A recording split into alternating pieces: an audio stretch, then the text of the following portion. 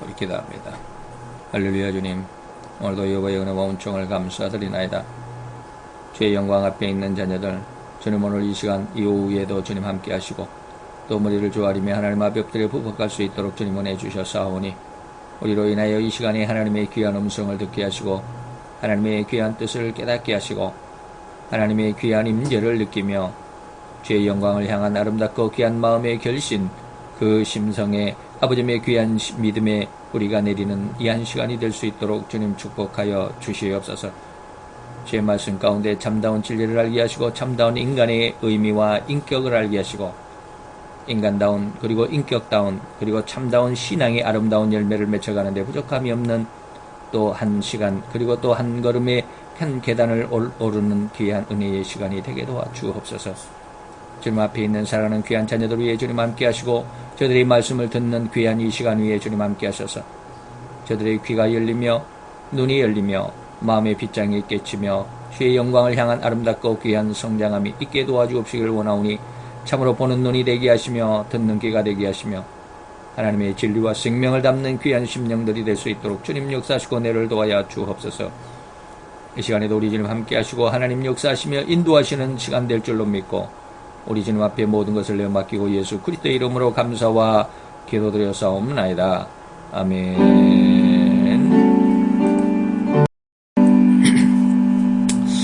성경을 찾도록 하겠습니다. 성경 신약성경 유다서 1장 1절입니다.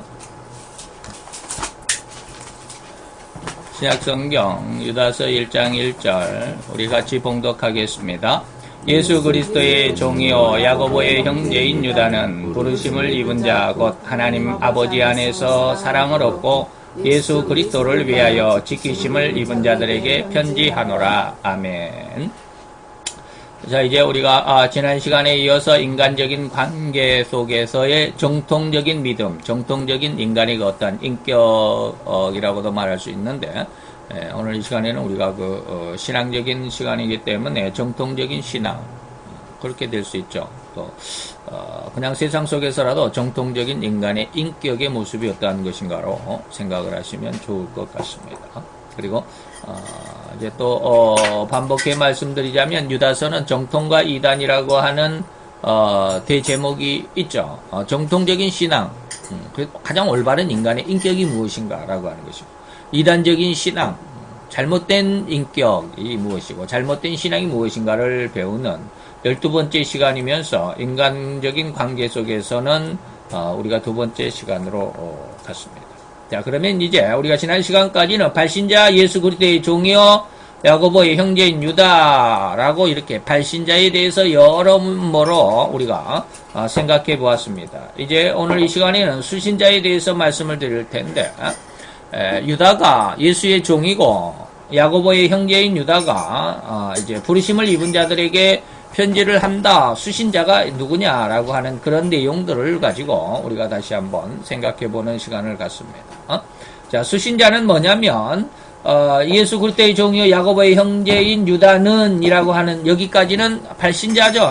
여기까지는 발신자입니다. 그리고 이제 이 뒤부터 부르심을 입은 자 곧 하나님 아버지 안에서 사랑을 얻고 예수 그리스도를 위하여 지키심을 입은 자들에게 편지한다. 여기까지가 이제 수신자가 되겠습니다. 자, 유다는 수신자의 수신자, 이 편지를 받는 사람은 아무나 다시 말하면 성경은 모든 사람에게 준 것이 아니다라는 그런 뜻을 가지고 있습니다. 성경은 아무에게나 주는 것이 아니에요. 모든 사람에게 다 주는 것이 아니에요.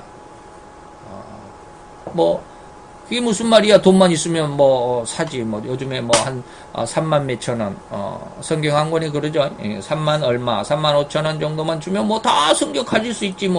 성경을 꼭 가질 수 있는 자격이 필요하나? 안 믿어도 돈만 있으면 사지. 그게 아닙니다. 그런 뜻이 아니에요. 성경을 읽을 수 있는, 가질 수 있는 자격을 이야기하고 있습니다. 이 이야기를 이제 쭉 앞으로 할 겁니다. 자, 수신자의 자격을 뭐라고 그랬느냐면 하나님께 부르심을 입은 자라고 했습니다. 그리고 이 부르심을 입은 자를 두 가지로 설명합니다. 부르심을 입은 자는 어떠한 자가 부르심을 입은 자냐? 부르심을 입은 자다라고 하는 말의 의미는 잘 한번 생각을 해보세요. 이것은 능동이 아니에요. 내가 불렀다라는 게 아니잖아요. 누군가가 나를 불러서 내가 그 부름을 받았다라는 뜻이에요. 부르심을 입은 자라는 말은 부르심을 받았다라는 뜻입니다. 쉽게 말하면 능동이 아니라 수동입니다. 수동태죠. 이 수동태 부르심을, 그러니까 하나님이 나를 불렀습니다 라고 말할 수 있죠. 누군가가 나를 불렀습니다. 뭐 선생님이 나를 불렀습니다. 그렇게도 이야기할 수 있는데, 여기서는 이제 다른 누군가가, 인간 편에서의 누군가가 나를 부른 게 아니고, 왕이 나를 부른 것이 아니고 하나님이 나를 불렀습니다. 그래서 이 부르심을 입은 자들에게는 두 가지의 특징이 있습니다. 이 두 가지의 특징을 가진 자가 바로 부르심을 입은 자다라는 것입니다. 하나님의 아들이 된다라는 뜻입니다. 오늘 잘 한번 들어봐야 합니다. 이것이 아니면 나는 부르심을 받은 자가 아니다. 다시 말하면 하나님의 아들로서, 하나님의 딸로서의 자격이 아니다라는 것입니다. 굉장히 중요한 그런 모습이죠. 이 한마디 속에 들어있습니다. 두 번째, 그래서 오늘은 잘 한번 생각을 해보시고요. 물론 이제 오늘 이 설교가 끝나고 나는 이제 부르심을 입은 자 안에 그럼 내가 속하지 않았네. 그러면 이제부터 다음 주부터는 내 이제 예배 안 드려도 되겠네. 뭐 그런 게 아니죠. 우리가 만약에 무엇인가를 도전을 했을 때, 도전을 했는데 그게 안 되면 그것을 나는 안 되나 봐 하고 이제 포기해버리면 안 되죠. 끝까지 또 다시 해요. 그래서 오늘 아침에 인가요? 주일마다 아마 그런 걸 한 것 같아요. 일요 스페셜인가에 오늘 아침에 이제 청소를 하면서 잠깐 이제 봤는데, 청년들이 도전하는 그러한 프로그램이 있더라고요. 제목이 뭔지도 하도 길어가지고 뭐 그렇게 길지는 않는데 자꾸 제가 기억을 못 하는데, 아버지가 경찰 출신이었어요. 경찰 출신이어서 아들을 사법고시를 봐가지고 검사가 되도록 하기 위해서 아주 후원을 많이 했어요. 그래가지고 아버지의 그런 어떠한 소망을 따라서 이 아들이 열심히 사법고시 공부를 했어요. 3년을 사법고시를 공부를 했어요. 네, 그랬는데 갑자기 이 사람이 아버지 몰래 사법고시를 때려치고 창업을 했어요. 창업을 했는데 참 희한한 거더라고요. 도대체 뭐 내 머리로는 그것을 어떻게 이해할 수가 없어요. 뭐냐면 사람들이 이렇게 딱 밥을 먹고 나면 자기가 먹은 것을 계산을 해요. 먹은 것을 계산하면 요즘에는 쉽게 말하면 식권을 갖고 가서 밥 먹죠. 때로는 핸드폰에다가 이렇게 저장하는 이렇게 티켓 하나 이렇게 딱 받으면 그걸 가지고 가서 또 쉽게 말하면 페이코라고 하는 그런 어떤 전자화폐를 가지고 계산을 하고 그러죠. 근데 이거는 아주 특별하더라고요. 자기 먹은 것을 자기가 핸드폰에다가 밥 공기 하나, 돼지 불고기 한 접시, 이렇게 딱 계산을 해요. 그러면은, 이제, 결과가 얼마라고 이렇게 딱 합계가 나오죠. 그러면 그 합계가 나온 그 핸드폰 화면을 그대로, 카운터에 갖고 가서 주인한테 보여줘요. 나 이만큼 먹었습니다. 라고 그러면 주인이 거기다가 결제하는 데다가 이렇게 딱 누르면 그것이 결제가 딱 돼요. 참 아주 신기한 그런 어떤 아이템을 가지고 있죠. 그랬는데 그 핸드폰의 어플을 이제 막 시작을 했는데 지금 사원이 30명이 돼요. 지금 한 3년 됐대나? 3년 됐다는데 한 30명인데 이 연간 매출액이 100억이랍니다. 그래서 굉장히 지금 아주 핵심적으로 지금 막 이렇게 그냥 계속 성장세가 있기 때문에 그 아버지도 처음에는 아들이 사법고시를 때려치고 한다고 그럽니다라고 그러니까 굉장히 화를 냈대요. 아니 평안하게 먹고 살고 평안한 직장 얻으려면 이렇게 사법고시 봐서 이렇게 사법연수원 지나서 또 검사가 되고 그러면 얼마나 편하게 잘 먹고 잘 살 수 있냐라고 그랬는데 너무 힘들게 길을 간다. 그래가지고 아주 굉장히 막 화를 내고 그랬었는데 3년 동안 계속 내리 손해만 봤대요.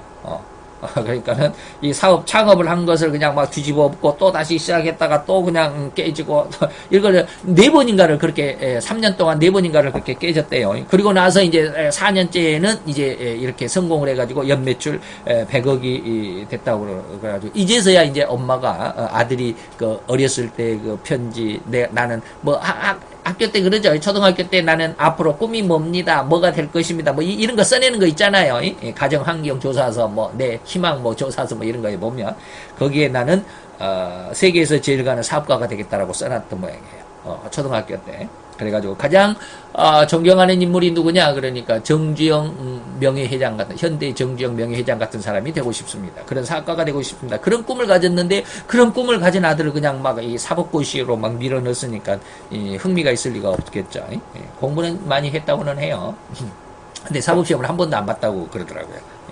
아버지가 하라고 해서 공부를 했는데 내 적성이 아닌 것 같다 해가지고 자, 그래서 지금은 그렇게 하더라고요. 다시 말하면 제가 이걸 왜 이런 이야기를 하느냐 하면 실패한다 그래서 그냥 그 자리에 그만둬 버리면 안 되죠. 우리가 오늘 이 설교 말씀을 듣고 나는 하나님께 부름받은 존재가 아닌 것 같다라고 스스로 생각하지 마세요. 하나님을 부르신 것은 하나님이 불렀는데 제가 지금 이렇게 설교하는 음성으로 여러분들을 부른 건 아닙니다. 영의 음성으로 불렀습니다. 그런데 여러분들은 그것을 못 듣고 있을 뿐입니다. 예. 이 영이라고 하는 걸 요즘에 제가 많이 느끼는데 제가 어떤 모임에 가가지고 이야기를 하는데 그분이 이제 제가 암 수술한 것을 알아요. 암 수술한 지 어떻게 뭐 괜찮느냐 지금 잘 치료받고 있느냐 하면서 아니 다른 사람은 암 치료하면 그냥 머리도 빠지고 대머리 되고 막 그러는데 당신은 그렇게 머리도 안 빠지고 괜찮은 것 같은데 그러냐 그래서 제가 그랬어요. 그 사람은 이제 제가 목사인지도 알고 또 예수를 믿는지를 알고 있기 때문에 하나님이 지켜주셔서 그런가 하고 또 이제 그분은 이제 안 믿는 사람이기 때문에 그래 농담을 하시더라고요. 그래서 그렇습니다. 하나님이 나를 지켜주셨고 하나님이 제가 이렇게 병을 앓고 있고 치료 중에 이 병으로는 너는 죽지 않는다라는 그런 말씀도 하셨습니다. 그러니까 이분이 하나님이 그랬다라는 말은 못 들었는 모양이에요. 병원에서는 다 그렇게 얘기해요. 그러시더라고요. 병원에서 그렇게 한 게 아니고 하나님이 그러시더라니까요. 그렇게 못 알아들어요. 다시 말하면 일반적인 사람은 하나님의 영의 음성을 절대로 듣지 못합니다. 다시 말하면 오늘 제가 여기에서 부르심을 입은 자라고 이렇게 말씀을 드리지만 하나님께서 세상의 모든 사람들에게 다 말씀을 하셨습니다. 불렀습니다. 내가 너를 사랑한다. 내가 너를 구원하기를 원한다. 너는 나의 아들이고 너는 나의 딸다라고 다 이야기를 했지만 거의 95% 이상은 그 말씀을 듣지 못합니다. 저도 이제야 조금 들립니다. 제가 지금 오늘 예배를 시작하면서 엄청난 음성을 들었어요. 갑자기.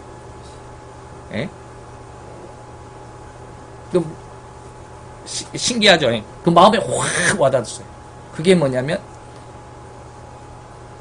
찬양을 하면서 갑자기 뭐 아무런 그쪽으로 생각도 안 했는데 그쪽으로 하나님 확 은혜를 주셨어요. 뭐냐면 욥이 모든 재산을 다 잃고 엄청난 환란 속에 있었지. 그런데 최고의 환란이 뭐냐면 그 육신에 악창이 났었어. 아무것도 필요치 않아. 너무 큰 악창, 너무 큰 질병 가운데 뒀어. 그런데도 불구하고 욥은 그 입술로 결코 하나님 앞에 원망 한마디 안 했더라. 그랬는데 나는 하나님이 욕창이라고 하는 것 대신에 암을 주셨어. 이게 욥이 당하는 고난 속에 물론 뭐 내 자녀가 다 뭐 욥처럼 다 몰살당해 죽고 뭐 그런 것은 아니지만 욥의 고난 속에 내가 지금 욥과 같은 고난 속에 하나님께서 나를 두셨다라는 그 믿음이 확 아까 좀 전에 예배 찬양하면서 갑자기 그런 속에 확 그런 느낌이 왔어요. 이런 것들은 제가 지난 시간에 그런 말씀을 드렸죠. 하나님께서 우리에게 부르실 때는 우리가 이렇게 말하는 것으로 꼭 들릴 수도 있습니다. 그러나 어떨 때는 꿈으로도 주십니다. 어떨 때는 환상으로 주십니다. 어떨 때는 이상으로, 어떨 때는 계시로, 어떨 때는 다른 사람의 말을 통해서 하나님께서 내게 뜻을 주실 때가 있습니다. 이런 것들을 다 캐치할 수 있는 쉽게 말하면 안테나가 있어야 됩니다. 이게 영의 은혜란 말이죠. 안테나가 없으면 절대로 우리는 아무것도 알지 못합니다. 그렇죠? 지금 우리나라에 사드라고 하는 안테나를 설치하는데 지금 중국에서 난리법석이에요. 우리나라가 좀 저는 트럼프를 좋아하지 않지만 트럼프 같이 그런 어떤 강단 있는 그런 아주 그렇게 밀어붙이는 그런 사람이 있었으면 좋겠어요. 부산 영사관 앞에다가 소녀상 세우니까 그거 일본에서 치우라 그러니까 우리나라 외무부 장관은 치워야 될 것 같다고 그런 지난번에 이거 저기 성명을 이야기했는데 안 그랬으면 좋겠어요. 강력하게 밀어붙였으면 좋겠어요. 우리 어떤 자존심, 그러다가 이제 한 대 얻어맞을 수도 있지만, 상대방이 너무 강하니까, 우리는 힘이 없으니까 얻어맞을 수도 있지만, 그래서 그건 너무, 다른 사람의 눈치를 보고 그러는 것 같아서 좀 안타까운 모습이 없지 않아 있어요. 또 그 사람 나름대로의 어떤, 뭔가 알고 있기 때문에 그런지도 모르겠죠. 어쨌든 그런 이야기는 그만둡시다. 자, 본론으로 돌아갑시다. 자, 이렇게 부르심을 입었을 때 이 부름을 느낄 수 있고 부름을 캐치할 수 있는 영적인 은혜가 있어야 이것을 받아들일 수 있습니다. 예. 그렇기 때문에 아직은 내가 이런 것이 없다라고 하더라도 실망하지는 마시라는 것입니다. 지금 오늘 설교하기 이전에 먼저 말씀드린 거예요. 내가 이 음성을 나는 못 들었는데요. 나는 하나님이 나를 안 불렀는데요. 그러지 마시고 깊이 많이 이 신앙 속에서 열심히 믿음을 쌓고 하나님의 말씀의 은혜를 얻기를 원하고 하나님 앞에 못하는 기도나마 해보고 그러다 보면 이러한 안테나가 열립니다. 사드같이 아주 성능 좋은 안테나가 열립니다. 그러면 하나님이 그냥 살짝 말하는 것도 쉽게 받아들일 수 있습니다. 쉽게 캐치할 수 있습니다. 예? 여러분들이 핸드폰 가지고 있는 거, 이거 핸드폰에 뭐 아무것도 없잖아요. 예? 핸드폰에 아무것도 없어요. 근데 상대방하고 전화가 되잖아요.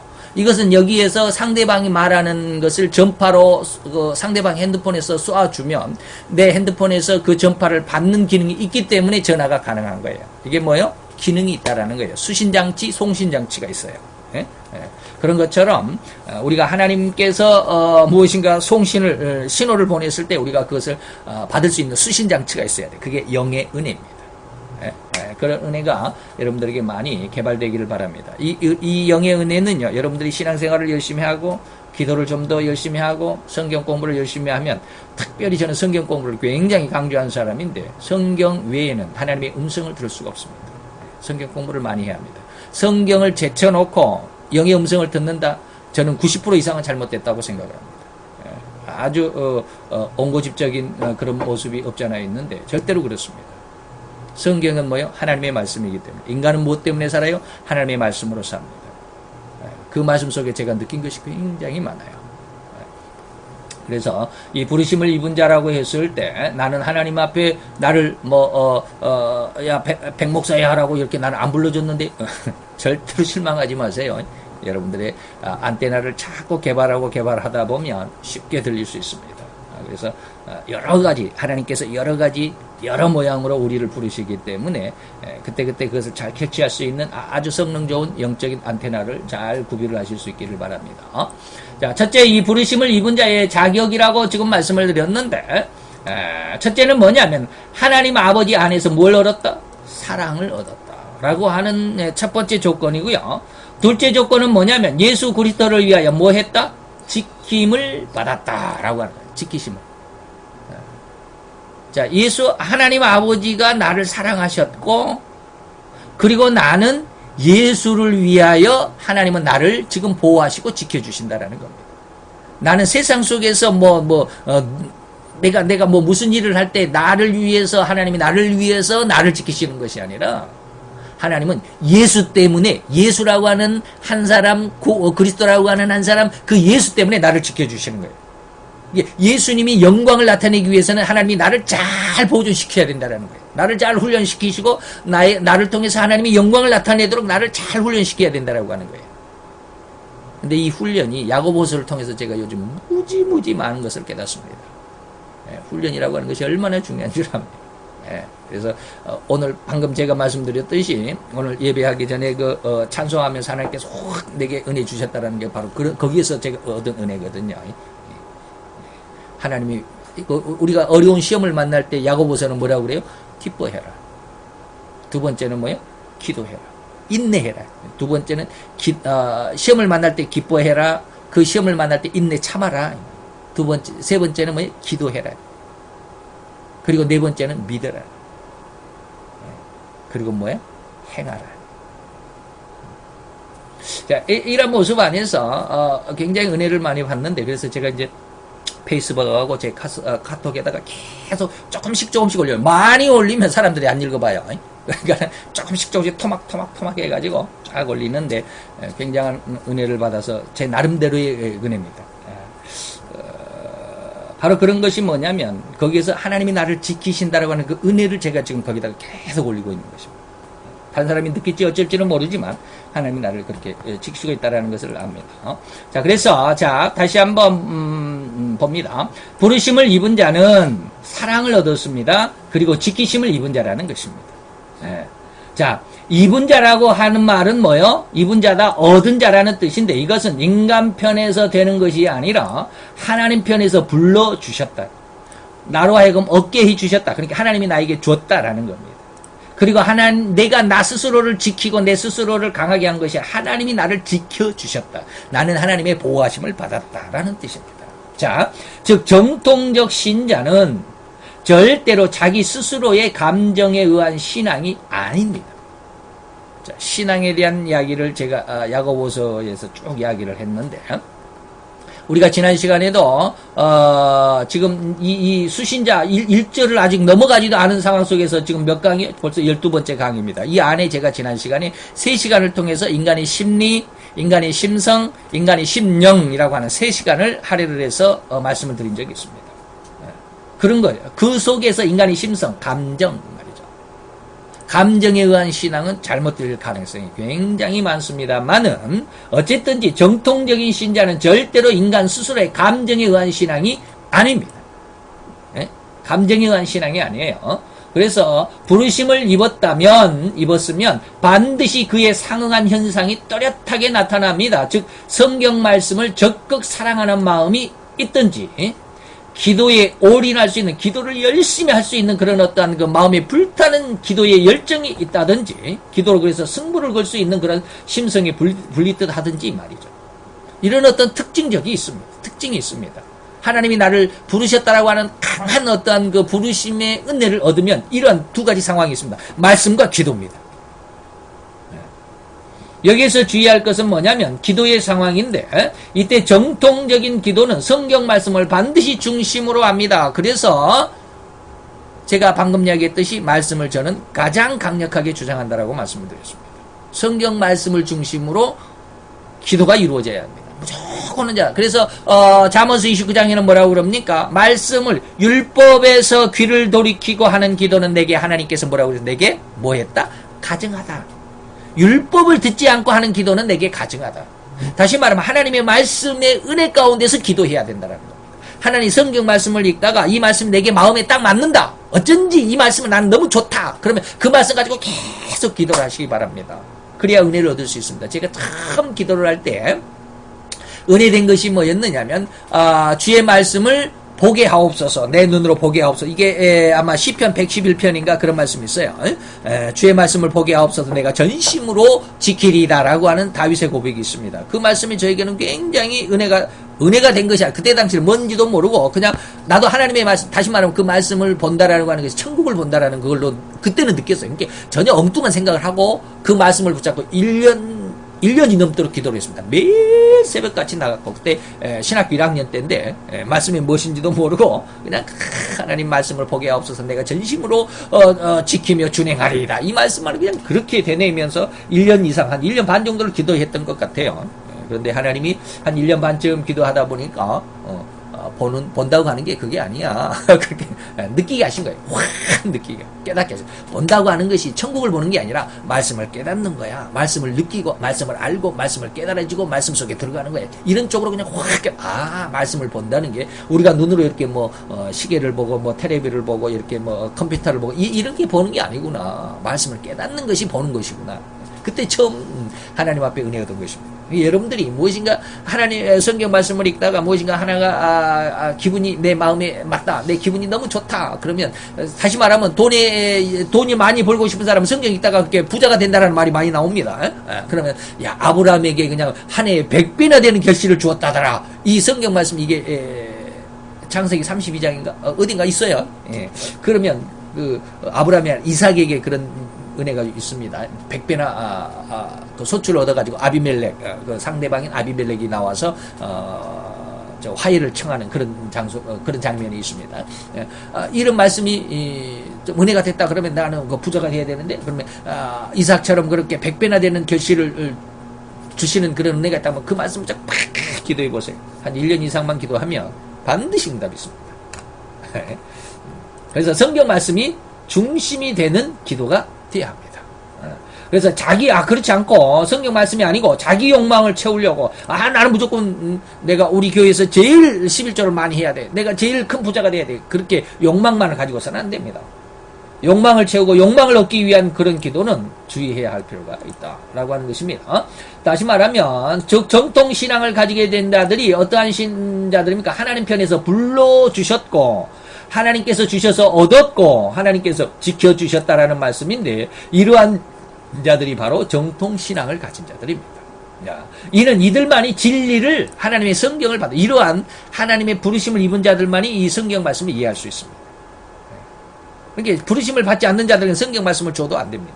왜 그러냐면 나중에 이제 마태 7장에도 있고 베드로서 2장에도 있지만 뭐냐면 개와 돼지에게는 진주나 부활을 주지 말라. 이게 진리고 말씀이고 예수거든요. 복음이거든요. 주면은 그것을 알아듣지를 못해요. 잠언서인가요? 잠언서에도 보면 돼지 목에 금 사슬이다라는 말씀입니다. 돼지 목에 아무리 금 사슬을 걸어줘 봐야 뭐합니까? 가치를 모르잖아요. 가치를 모르기 때문에 가치를 아는 사람에게만 이 말씀, 이 귀한 진리, 이 귀한 보화, 이 귀한 예수를 줄 수밖에 없다라고 하는 것입니다. 그래서 이들만이 이렇게 하나님 앞에 부르심을 입은 자들만이 진리를 받을 수가 있다라는 것입니다. 자, 그러면 이제 그 두 가지를 한번 봅니다. 하나님 아버지 안에서 사랑을 얻었다라고 그러는데 이게 도대체 무슨 뜻이냐? 이는 부르심을 입은 자 속에는 부르심을 입었다라고 하면 그 성도 속에는 그리스도의 영이 자란다라는 뜻입니다. 예수의 영이 자랍니다.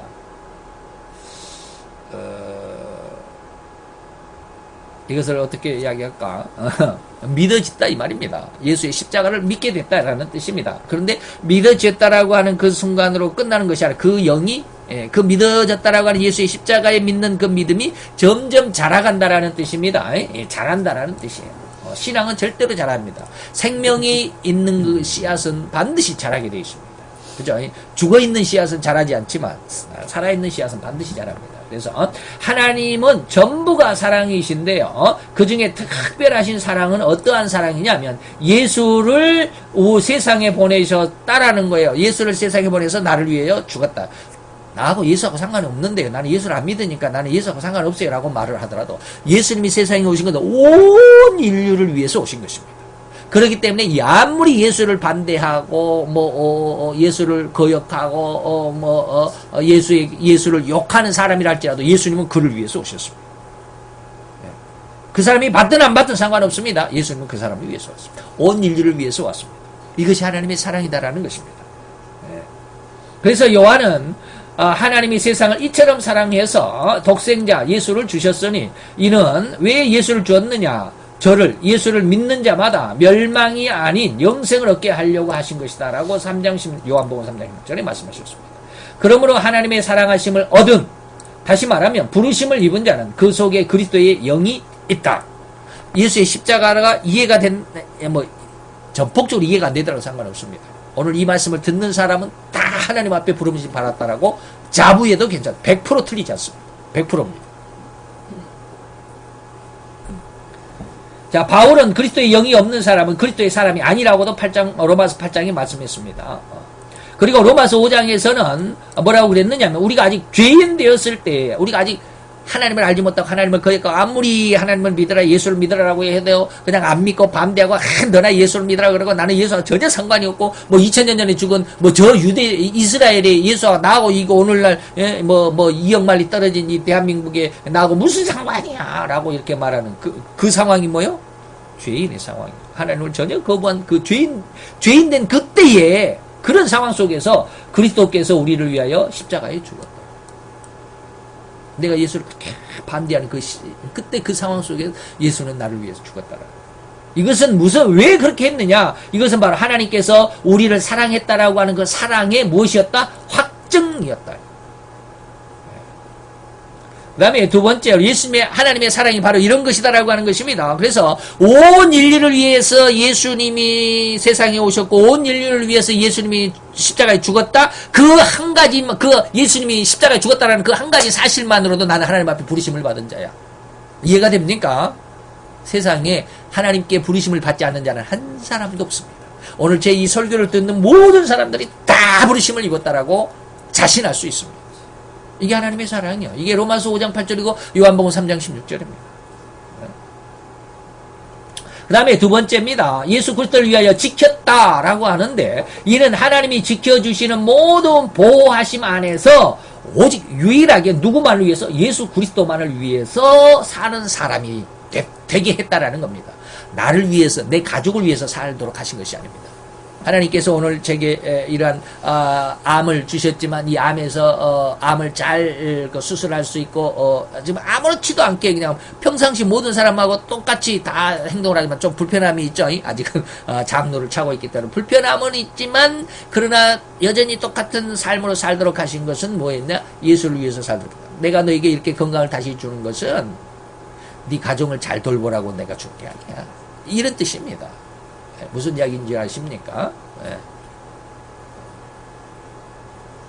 제가 이제 지난주 한 주간 입원을 했지만 입원한 그 호실 안에 5명이 오인실이기 때문에 5명이 들어갔는데 다 GS야. GS가 아마 대장암 그 환자들인 것 같아요. CS는 폐병 환자. 잘 모르죠. 저는 잘 모르죠. 물어보지도 않았지만 CS는 아마 폐암 환자들인 것 같아요. 근데 제가 들어가 있는 병실은 전부 5명이 다 GS더라고요. 다들 무슨 생각을 할까요? 건강해서 내가 가족을 위해서 열심히 살아야 되겠다라는 생각들 뿐이에요. 네. 저는 성경은 그렇게 말하지 않습니다. 내가 너를 건강케 한 것은 뭐요? 너 자신이나 네 가족을 위해서 잘 살도록 하는 것이 아니라 나를 위해서, 예수를 위해서 내가 살도록 다시 한번 생명을 주는 거야 라고 하는 의미와 똑같습니다. 예수만을 위해서 살도록 하신다라는 의도가 뭐요? 내가 예수 그리스도를 위해서 내가 너를 지켜줄 거야 라고 하시는 것입니다. 무슨 말인지 이해가 됩니까? 예수 그리스도를 위하여 지키신다라는 말 의미를 잘 알으셔야 합니다. 쉽게 말하면 자기를 위한 삶이나 자기 친족들을 위한 삶이나 아니면 자기 가족, 아내나 가족들을 위한 삶이 될 수가 없다라는 겁니다. 그래서 오로지 예수님의 영광을 위한 삶일 뿐이고 그 삶의 중심이 예수라는 것이라는 뜻입니다. 자, 이상과 같이 하나님 안에서 사랑하심을 얻었다라고 말씀은 부르심을 입은 자의 내적인 영적인 상황이고 예수 그리스도를 위하여 지키심을 입었다라고 하면 그의 삶의 행태, 그러니까 외적인 생태를 말합니다. 그래서 부르심을 입은 자 속에는 예수 그리스도의 영이 계시고 그 밖의 외적 생활은 예수 그리스도만을 위하여 생활하라는 자라는 말씀입니다. 그래서 이제 성도는 예수만을 위해서 살아야 돼. 전부 자기 욕심만을 위해서 살고 있잖아요. 아직은 이 반쪽짜리밖에 안 되잖아요. 하나님의 사랑을 얻었지만 아직은 전부 자기 중심적이에요. 내가 잘 먹고 내가 잘 살아야 되고 내가 또 부자가 돼야 되고 내가 또 명예를 얻어야 되고 내가 또 내 자녀가 또 뭐 좋은 대학에 가야 되고 내 자녀가 또 훌륭한 무엇이 돼야 되고 이것들 뭐냐. 이게 50점짜리밖에 안 되잖아요. 하나님은 100점이 되기를 원하신다. 그래서 즉 부르심을 입은 자는 안과 밖의 신앙인격이 확실히 조화를 이루는. 그러므로 그 속에 그리스도의 영이 계시고 외적 생활에 있어서는 하나님이 지켜주시고 축복해 주신 그 축복으로 말미암아 오로지 예수 그리스도만을 위하여 살고 있는 사람이 바로 하나님 앞에 부르심을 입은 자라는 확실한 증거다. 이런 사람이 이단이 아닌 바로 정통신앙을 가진 자입니다. 그런데 이단들은 뭐예요? 다 자기만을 위해서. 그래서 제가 그런 말씀을 좀 가끔 하다가 드리는데 뭐냐면 그 사람이 정통적인 신앙인가 아닌가를 보려면 누군가가 전도를 할 때 그 사람의 그 신앙에 대해서 한번 딴지를 한번 걸어보는 거예요. 태클을 걸어보는 거야.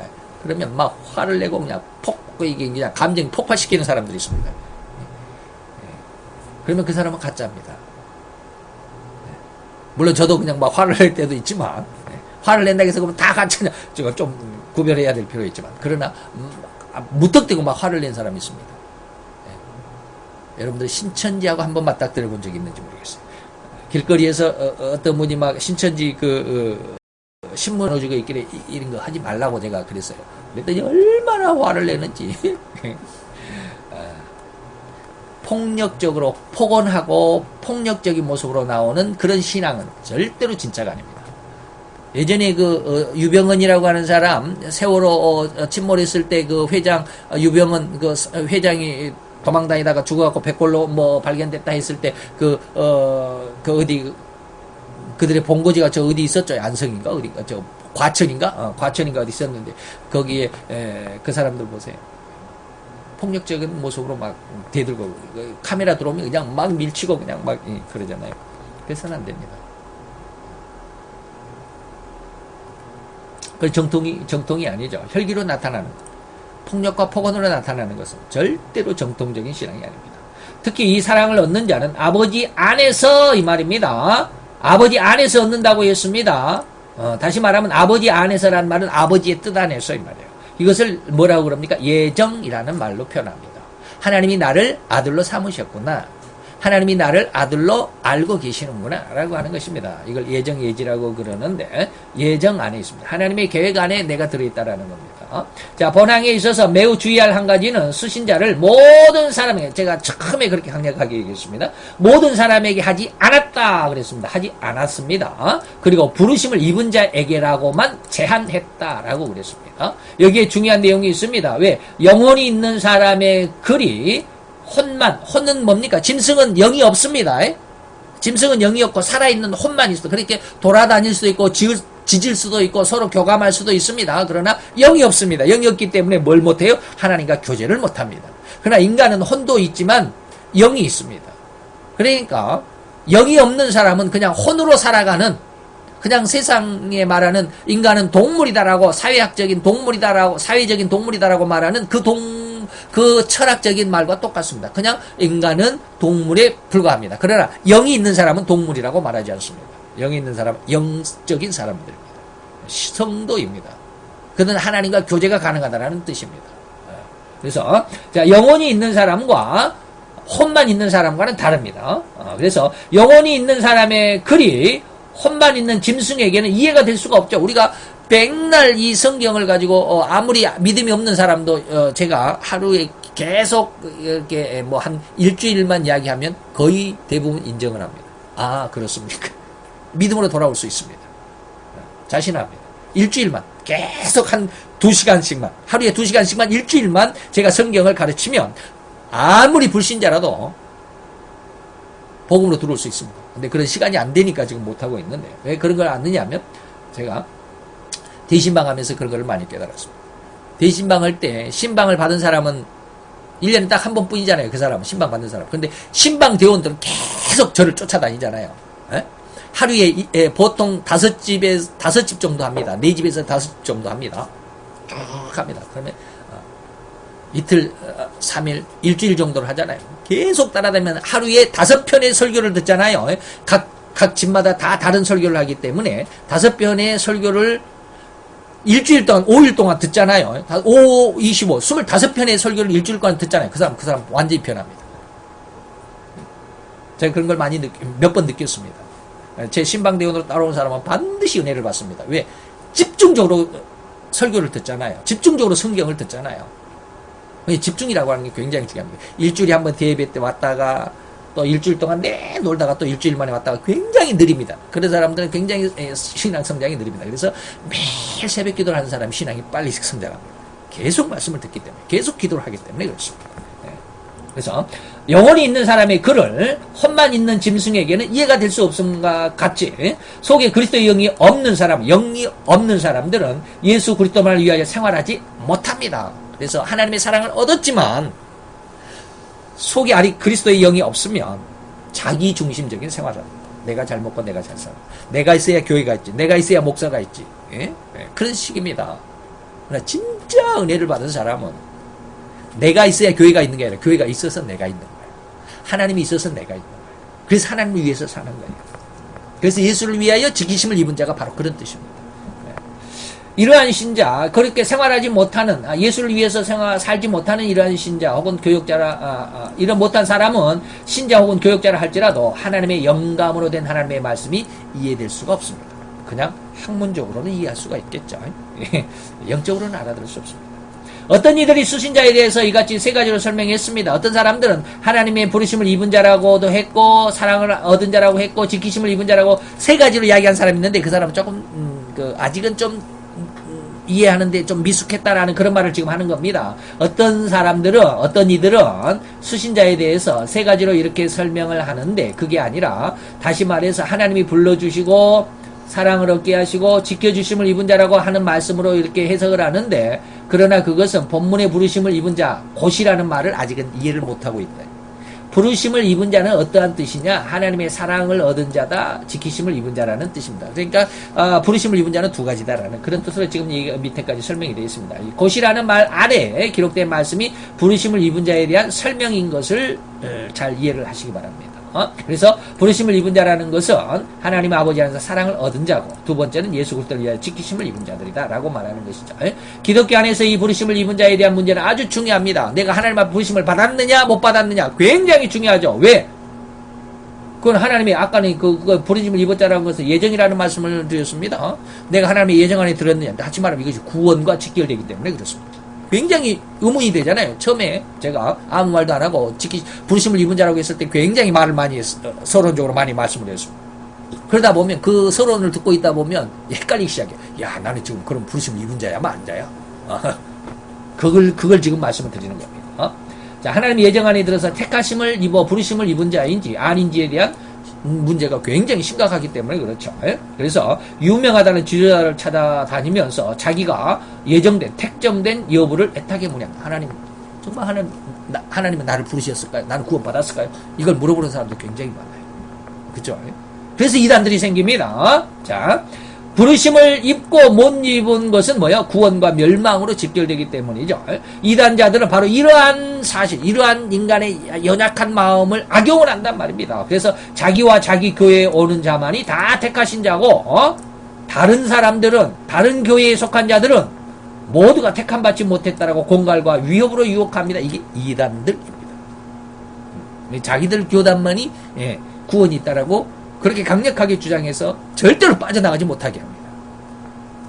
그래서 이단들 가만히 보면 그 이단에서 이제 그 탈퇴를 하는 사람들은 아주 그냥 끝까지 추격해가지고 꼭 보복을 하잖아요. 그래서는 안 됩니다. 그는 절대로 정통적인 신앙이 아니기 때문에 그렇습니다. 아까 제가 말씀드렸습니다. 폭력이 나온다거나 폭언이 나온다거나 아주 그냥 싸우려고 덤비고 감정이 휘말려 있는 그러한 그 신앙은 절대로 정통적인 신앙이 아니다라는 겁니다. 그래서 슬슬 한번 긁어봐야 돼. 저도 그냥 막 긁으면 화를 내지만 그렇게까지 그냥 끝까지 긁지 마시고, 아직 다 안 되기 때문에 다 이렇게 화를 내기는 하지만 한번 살짝만 건드려도 그냥 막 불같이 화를 내는 사람들이 있습니다. 그건 정통적인 신앙이 아닙니다. 누가 이 중대한 문제를 정확히 답변해 줍니까? 누가요? 성경만이. 그래서 성경을 많이 읽으라는 거예요. 성경만이 그 답을 얻을 수 있습니다. 바울은 하나님이 미리 아신 자들, 예지죠? 미리 알았다. 예지. 미리 예자, 알지자. 그리고 그 아들의 형상을 본받게 하기, 예수 그리스도와 같은 그런 신앙으로 성장하게 하기 위해서, 본받게 하기 위해서 미리 정하셨다. 예정하셨다. 그래서 그로 많은 형제 중에서 맏아들이 되게 하시려고 하심이 아니라 또 미리 정하신 그들을 뭐 했다? 불렀다. 부르신 그들을 뭐 했다? 의롭다 하셨다. 의롭다 하신 이들 또한 어떻게 했다? 영화롭게 하셨다. 그래서 로마서 8장이 굉장히 은혜 있고 굉장히 엄청난 비밀이 들어있는 성경 중에 한 장입니다. 굉장히 중요한 장입니다. 엄청나게 깊은 의미가 있는 장이 로마서 8장입니다. 우리가 이미 로마서를 배웠지만 언젠가 다시 한번 하겠지만 굉장히 은혜가 있는 장이죠. 유다는 부르심을 입은 자의 증거를 간단하게 두 가지로 말했습니다. 첫째는 아버지 안에서 사랑을 얻었다. 그리고 예수 그리스도를 위해서 지키심을 입었다. 이러한 부르심을 입은 자도 이것이 뭐요? 체험된 사실로 받아들여져요. 체험이 돼야지. 하나님의 사랑을 내가 내 마음속에 느낌으로 체험이 되어지고, 예수 그리스도를 위해서 하나님이 나를 지켜주고 있다라고 하는 것이 내 모든 삶에서, 내 모든 입에서 나오는 이 말 한마디 속에서 하나님이 지금 나를 주장하고 있구나 라고 하는 것이 느껴져야 돼요. 그래서 말을 조심하게 되는, 말을 그냥 막 해대는 사람들이 많죠. 수신자를 제한하여 부르심을 입은 자라고 한 일을 좀 더 알아봅시다. 수신자를 제한한 이유가 뭡니까? 이것은, 이 말씀은 영적인 것이기 때문에, 그리스도의 영이 있는 자만 이것을 이해할 수 있는 진리이기 때문에 그렇습니다. 속에 그리스도의 영이 없는 사람들은 이성 없는 짐승이라고 10절에 이제 이후에 10절에 그렇게 말씀하고 있습니다. 육계에 속하고 성령은 없는 자라고 말합니다. 바울은 성령이 없는 일꾼들을 뭐라고 그랬어요? 빌립보 3장에 보면 개들이라고 말합니다. 베드로는 뭐야? 개와 돼지라고 말을 했고, 마태복음 6장 6절에도 그랬습니다. 혼과 몸 두 가지만 있는 자들입니다. 그러나 영이 있는 사람들은 영과 혼과 몸 세 가지가 다 있죠. 그러나 이런 부르심을 입지 않은 자들은 혼과 몸 두 가지만 있습니다. 살아있기는 하지만 영이 없다 이 말이죠. 그러나 우리는 영과 혼과 몸 이 세 가지가 있습니다. 이래서 이러한 세 가지가 있는 종들을 통하여 전달된 말씀 그리고 그들의 성경 이것을 두 가지만 있는 혼과 몸만 있는 사람들은 도저히 이해가 잘 안 되죠. 예수께서 물과 성령으로 거듭나지 못한 니고데모에게 그가 이스라엘 선생으로서 또 바리새인으로서 세자가 틀렸네. 이 세자가 아니죠. 이 세자가 바리새인이며 유대인의 관원이었지만 하늘나라를 뭐해서 알지도 못하고 보지도 못하고 들어갈 수도 없고 믿을 수도 없고 받을 수도 없다라고 5대 부정어를 사용하셨습니다. 이게 요한복음 3장 1절로 10절까지입니다. 그래서 이 같은 사실 때문에 수신자를 성경을 제안했다. 그래서 유다서가 지금 1절 안에서도 지금 12시간을 우리가 공부해 온 것처럼 굉장히 깊은 은혜가 있고 깊은 내용이 담겨 있습니다. 웬만한 사람들은 유다서 강의하신 분들 보니까 10강의로 딱 끝나더라고요. 길게 한 사람이 10강이더라고요. 근데 우리는 1절도 아직 안 끝나고 12강입니다.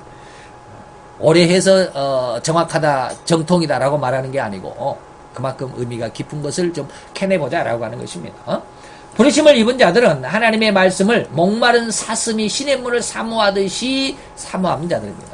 갓난 아이들이 순전한 신령한 젖을 사모하듯이 젖을 사모하는 것처럼 베드로서 2장에 말씀하신 것처럼 꿀송이보다도 더 달게 성경 말씀을 읽으며 천만금보다도 더 소중히 이 말씀을 이해하며 말씀대로 살고 죽어가기를 원합니다. 이게 정통적인 신앙을 가진 사람들의 생리입니다. 생태입니다. 그러나 부르심을 입지 못한 자들은 그와 반대가 되죠. 그 속에는 그리스도의 영이 없죠. 그러므로 육신의 생각이 가득합니다. 때로는 거짓의 영이 그들 속에 거합니다. 그래서 그들은 아주 거짓말만 합니다. 그들의 외적인 생활은 예수 그리스도를 의하지 아니하고 자기들의 육신적인 정욕만을 위해서 살 뿐입니다. 그래서 내가 잘 먹고 내가 잘 살아야지. 그들의 예수 그리스도를 위하여 산다는 것은 뭐요? 미명일 뿐입니다. 허울일 뿐이다. 실은 자기들의 육신을 위해서 예수와 그의 십자가를 악용합니다. 이게 빌보서 2장에 가보면 그리스도의 원수로 행하는 자들이 많다라고 말합니다. 그리스도를 십자가를 전하지만 그리스도의 원수들이 많다라고 말합니다. 악용하죠. 예수를 악용하죠. 팔아먹는 사람들이 많아요. 저들은 말씀을 듣고 보고 또 입으로 말하지만 참뜻은 알지 못합니다. 아는 것 같아도 실천하지 못합니다. 마치 길가에 떨어진 씨와 같습니다. 듣기는 들어도 깨닫지 못하고 보기는 보아도 알지 못합니다. 유다는 저들에 대하여 이는 가만히 들어온 몇 사람이 있다. 가만히 들어온 몇 사람이다. 저희는 예적부터 이 판결을 받기로, 다시 말하면 하나님의 이제 저주의 판결인데 나중에 이제 다 보겠지만 이 판결을 받기로 미리 예전에 하나님께서 이걸 다 기록해 놨습니다.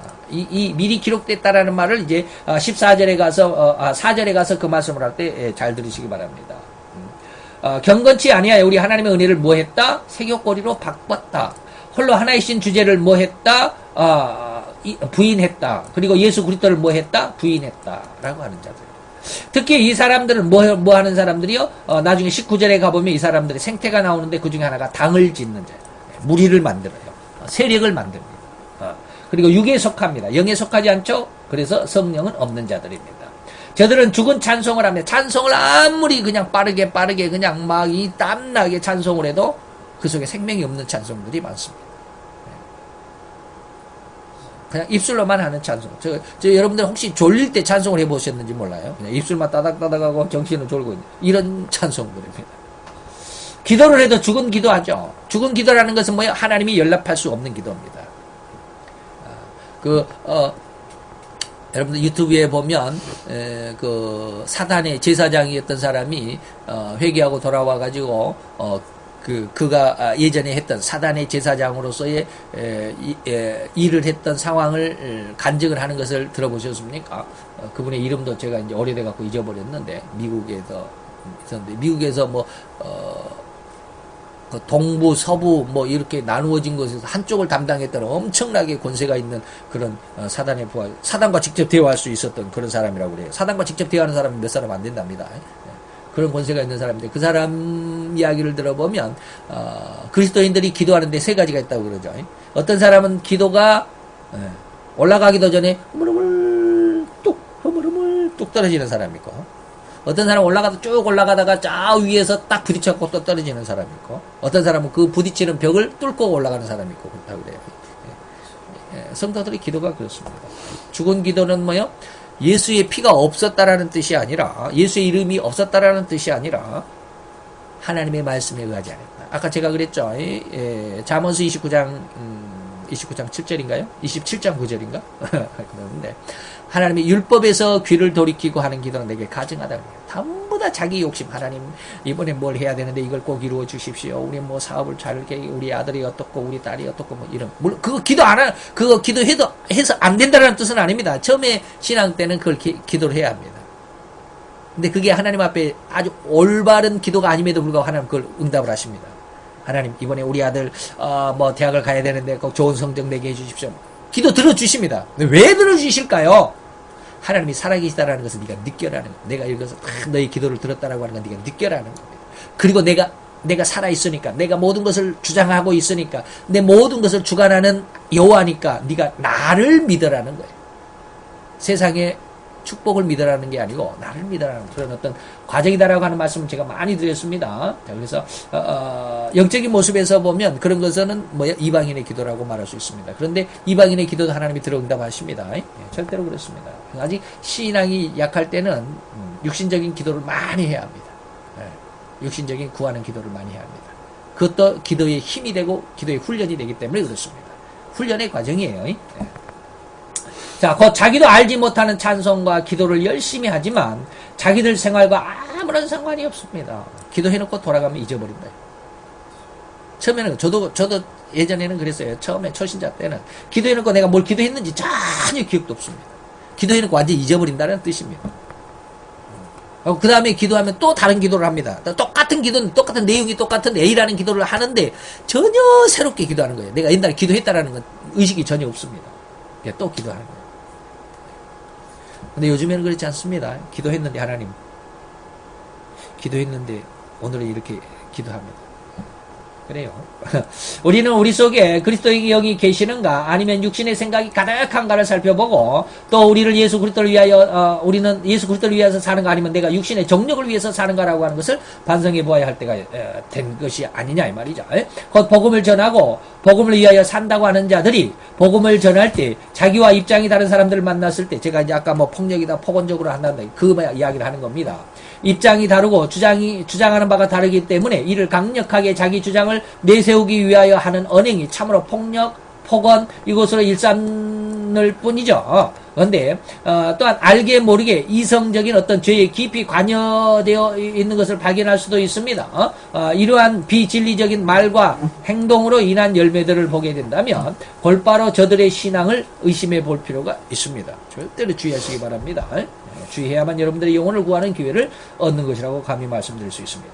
바울은 너희가 믿음에 있는가 너희 자신을 시험해보라. 지금 제가 말씀드린 그런 것이죠.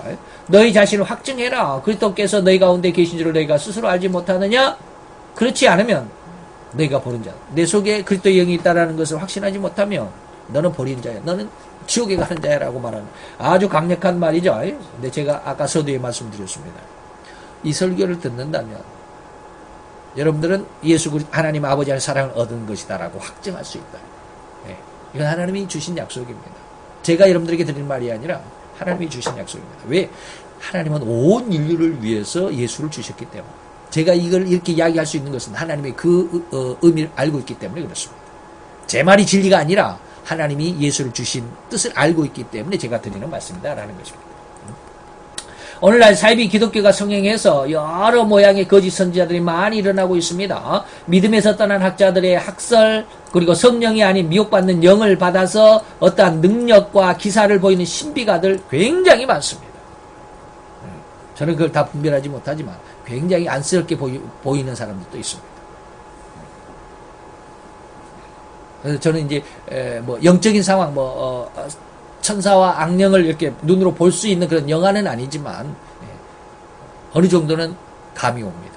설교를 딱 들어보면 어느 정도 감이 옵니다. 저도 상당히 많이 좀 성장한 것 같기도 한데 아직은 영에 대해서 확실히 거기로 푹 들어가지 않았기 때문에 자신 있게 말할 수는 없습니다만은 상당히 많이 저는 느끼고 있습니다. 설교를 할 때. 그래서 제가 늘 이야기를 하죠. 설교를 할 때 저는 네 가지로 구분합니다. 저 사람은 저분은 지금 육신적인 설교구나. 아무리 그렇게 설교에 아무런 쉽게 말하면 물 없는 구름처럼 은혜가 없어요. 그러나 듣는 사람은 좋아할 수도 있어요. 육신적인 설교구나. 어떤 사람은 진리적인 설교구나. 진리적인 설교구나. 그리고 어떤 사람은 영적인 설교구나. 세 가지. 아까 네 가지라고 했는데 세 가지를 딱 들어보면 압니다. 또한 성령의 신비가 아닌 성령으로 역사되는 그런 신비한 그런 어떤 능력이 아닌 잡다한 속이는 것들을 가진 자들이 이 말세에 많이 일어나고 있습니다. 예전에 제가 그 동영상도 많이 보여드렸죠. 뭐 쿤타쿤이? 쿤타킨이라고 하는 거 막 떨기도 하고 그냥 뭐 엉금은 뭐 불이 뭐 엉덩이로 들어간다 파야 그러니까 막 불이야 하고 막 이렇게 온 무대를 그냥 엉덩이 뜨겁다고 그냥 막 팡팡 뛰고 돌아다니는 사람들이라든지 막 입신한다고 누워가지고 막 주절거리는 사람들이라든지 쿤탈리니 그런 현상들이 엄청나게 많습니다.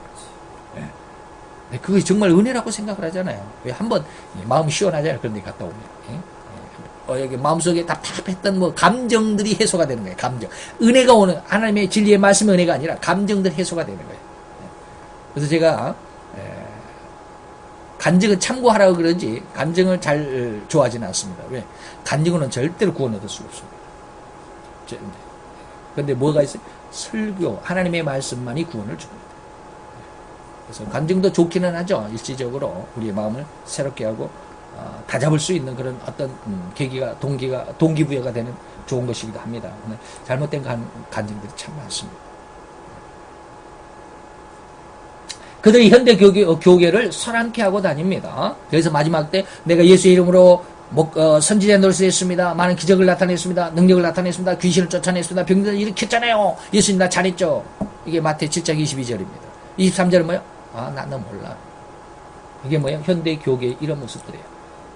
신비가들, 능력과 기사를 보이는 잘못된 영을, 미혹의 영을 받아서 이런 기사와 능력을 보이는 신비가들이 많습니다. 그리고 성령이 아닌 잡다한 어떤 속이는 자들에 의해서 이게 계시록 6장에 보면 세 마리 더러운 개구리 영 어디요? 사단의 입과 적그리스도의 입과 거짓 선지자의 입에 들어가. 거짓 선지자가 누구요? 목사들 있잖아요. 잘못된 목사들. 여기 이런 신비가들. 성령이 아닌 잡다한 것에 속하는 것들을 속에 속해 있는 이런 자들. 기독교를 가장하고 예수의 이름을 빙자해서 이렇게 하는 사람들이 굉장히 많습니다. 계시록에 분명히 기록이 돼 있잖아요. 마지막 말세 때 내가 가짜 목사들 입속에 들어가서 내가 그렇게 하겠습니다. 하나님 그렇게 하라고 그러셨잖아요. 계시록 6장 우리는 이미 계시록을 다 강해를 마쳤지만 그런 거예요. 이게 말세 시대에 있을 것입니다. 이 말세에 있으리라 하는 한 예언이 그대로 이루어질 것입니다. 그래서 부르심을 입은 자들은 오로지 하나님과 성경 말씀만을 믿고 순종하는 삶이 되어야 할 것입니다. 믿습니까? 기도합시다. 할렐루야. 주님 여호와여, 주께 감사와 찬양과 영광을 돌려드리나이다. 오늘 이 시간 아버지 하나님 성경 말씀을 유다가 꼭 수신자를 제안했나이다. 하나님 안에서 부르심을 입은 자는 하나님 안에서 사랑을 얻은 자요, 예수를 위하여 지키심을 입은 자라고 말씀하셨던 것처럼 오늘 수신자가 정통적인 종이 되려면 어떠한 것인지를 우리가 다시 한번 생각해 보았고, 하나님 이 정통적인 말씀을 결코 알아듣지 못하는 안타까운 모습이 어떠한 것인지를 알아보았나이다. 우리는 이미 하나님의 사랑, 아버지 하나님의 사랑 안에서 아버지 하나님의 은혜 안에서 사랑을 얻은 자들인 것만은 분명한 사실이오니, 아버지 하나님 이제 남은 예수 그리스도에 의하여 지키심을 입을 만큼 아름답고 귀한 신앙의 성장, 그리고 하나님과 긴밀한 교제, 그래서 말씀과 기도 속에서 전심으로 주를 부여잡을 수 있는 귀한 믿음의 성도들, 믿음이 성장하는 귀한 성도들, 영적인 성도들로 성장할 수 있도록 주님 역사하시고 은혜를 베풀어 주옵소서. 내 주님의 귀한 은혜 와운총이 우리 가운데 더 풍성하게 덧입혀질 줄로 믿고 예수 그리스도의 이름으로 감사와 기도드렸사옵나이다.